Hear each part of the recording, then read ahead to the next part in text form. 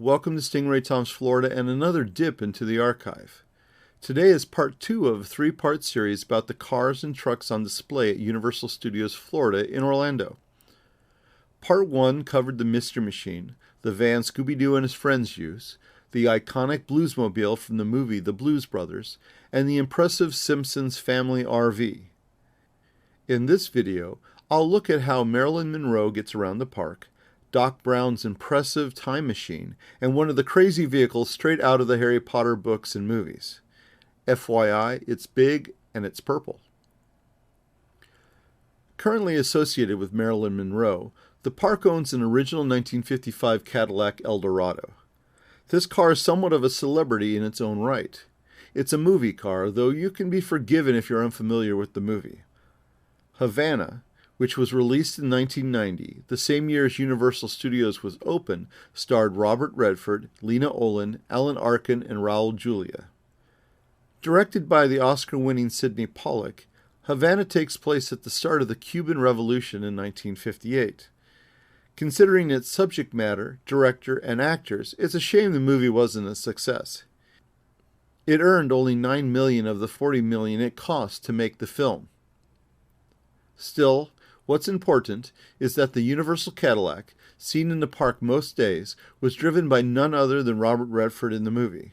One of the most popular and successful actors of all time, he's probably better known today for appearing in 2019's Avengers Endgame.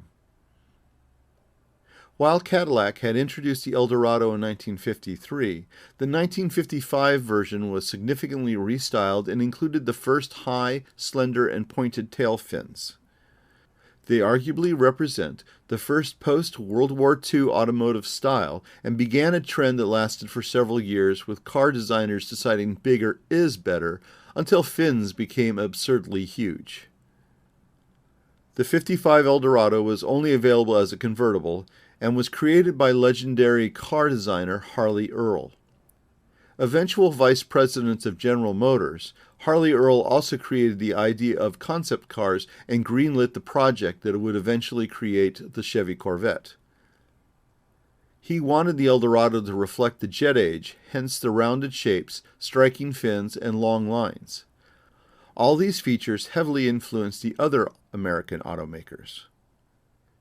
Harley Earl has another, more direct connection with Florida tourism. The Harley J. Earl Trophy is the award that's been presented to the winner of NASCAR's Daytona 500 since 1959.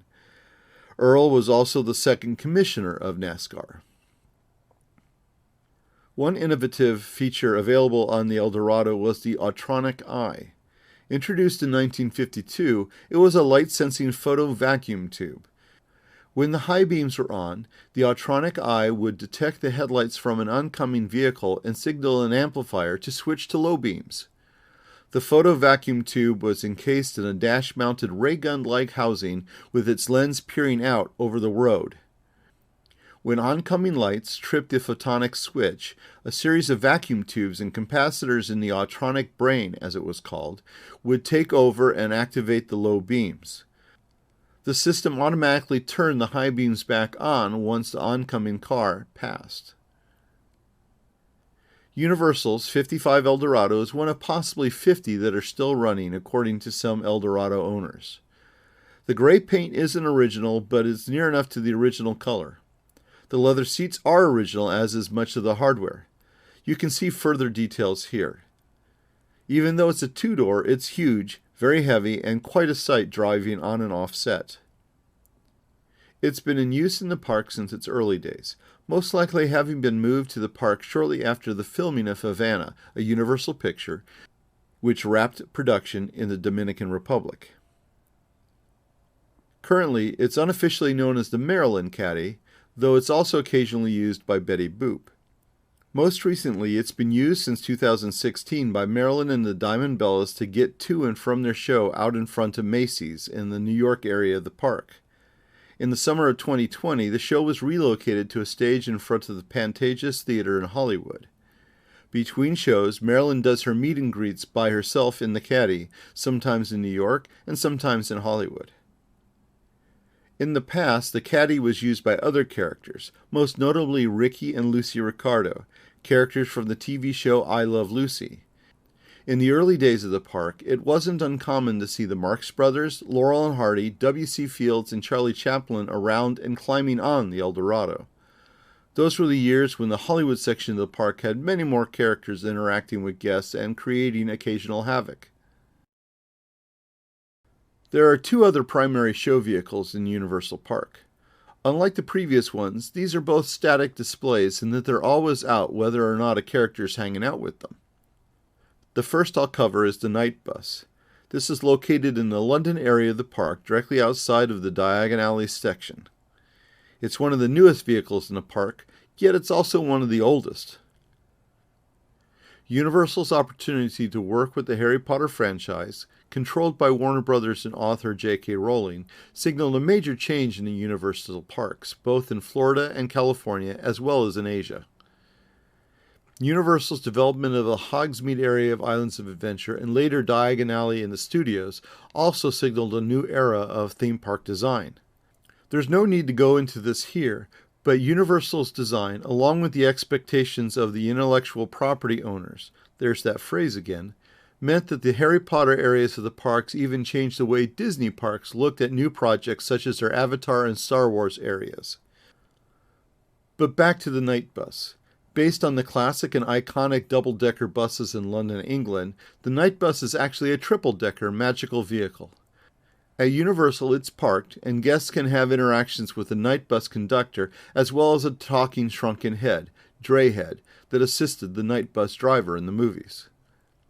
Both the bus featured in the movies, as well as the one in the studios, are modified AEC Regent 3 RT buses, which actually saw service in London. Not surprisingly, as a triple-decker, this bus is made up of two Regent buses. Here are the stats. The inside of the bus is made up in its bed configuration, as it's supposed to be for a nighttime operation. It's one of the most popular photo spots in the London area. Nearby in Diagon Alley, Hagrid's motorcycle is on display as well, but it doesn't have any character meet and greet connected with it, so it'll have to wait for a later video. On to what is probably the most famous vehicle in any movie ever. Featured in the 3 Back to the Future movies, starring Michael J. Fox and Christopher Lloyd, it's of course Doc Brown's car of renown, the time machine made out of a DeLorean. This vehicle sits in a no man's land near the Springfield area of the park, and other than Doc, its only companion is the locomotive from Back to the Future Part 3, another vehicle we'll leave for a future video. Doc does many of his meets with guests at the DeLorean, though he's also seen wandering around the Hollywood area sometimes. Here's the technical information for the DeLorean. It's an interesting story in itself, one that I can't really go into here, though leave me a comment if you'd like to learn more. Basically, the DeLorean, the only car created by the DeLorean Motor Company, was a confusing exercise in compromise. Few of the major components originally planned for the project ended up in the final car. In reality, it would have likely been an odd footnote in car manufacturing if one wasn't used in such a runaway success of a movie. While DeLoreans continue to be collectible, transforming one into Doc's time machine is the goal for a great deal of its owners. The one on display in the park is obviously one such car, but it hasn't been the only DeLorean time machine in the park. From 2014 to 2017, another DeLorean made appearances, and this time the car could move. Driven by Doc Brown, this DeLorean appeared occasionally during summer and holiday seasons and spent much of its time in Hollywood. Sometimes it was out in the evening, which let the car show off its beautiful light effects. The car was extremely popular with the guests. It generally played the soundtrack to Back to the Future and had several special effects in the interior. Both the static display DeLorean and the operating one would show the current date, the date from which the time machine had just returned, and the date to which it was next headed. These were shown on the main screen attached to the dashboard. Here's a couple examples of that display. Can you guess the importance of the date shown? The operating DeLorean has not returned to the park for several years and is unlikely to return. That's kind of a sad note to end on, but it's great that Universal Studios has such an interesting collection of vehicles in the park. Thousands of guests pose for photos with them every day, whether or not the characters are also out on set. They help keep the studios interesting, and it gives a more organic feeling to the park, if it's possible for vehicles to be described that way. It's especially interesting when they drive around the park, as that requires the guests to get out of their way, something that can be an unexpected experience for many. As a reminder, the third and final video in this series will focus on many of the other static display cars in the park. For example, the ones that can be seen around Mel's Diner, some of which are replicas of the ones in the classic movie American Graffiti. As always, thanks for watching Stingray Tom's Florida. Please check out my other videos, including part 1 of this series and part 3 when it's released. Don't forget to give it a like, subscribe, and hit that notification bell so you can be notified every time I present a new video. Feel free to share the video with your friends who are car fans, Universal fans, or movie fans. Thanks again.